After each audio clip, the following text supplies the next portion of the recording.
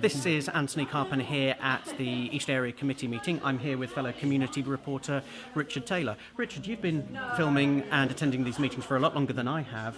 What are the key things that you like to hold local councillors here accountable about? Well, one of my key interests is in policing, and tonight at the East Area Committee we've got local councillors democratically setting the local police priorities and holding the police to account for their performance on the current priorities.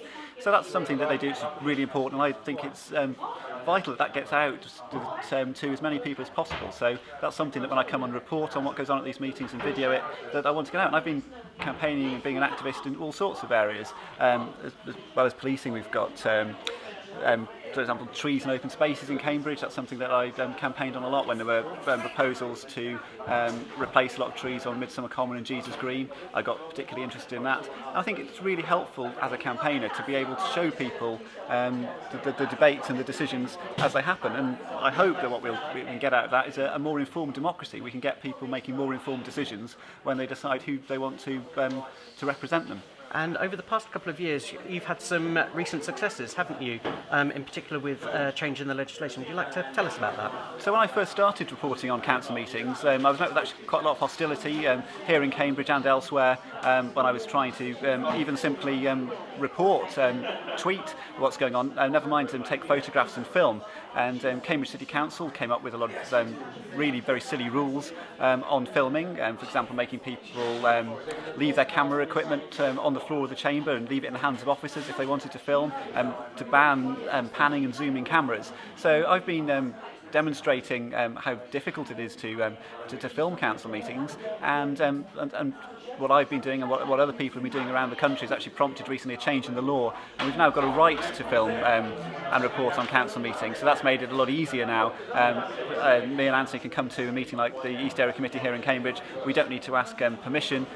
We just have a right to film, and councillors can't stop us.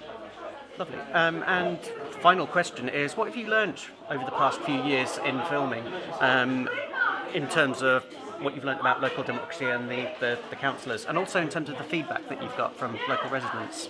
Well, I think the feedback is generally positive. A lot of people like to see what the council are doing, but it's not very easy to come to a meeting like this because it's got a long agenda. If you're interested in one item, it's not very attractive to come and sit through hours of a meeting, or to take time off work even during the day to attend some meetings. So it's not very accessible, and videoing it and putting it on YouTube does make it more accessible. So people like that. But of course, whenever you do anything in public, you get criticism, and I get a lot of people question what I'm doing, or they complain about the quality of the footage, they complain about the quality of the audio. But I just take the view that it's better to do something than to do nothing, and you've got to take some risks. You've got to be prepared to do something that's not perfect in some cases.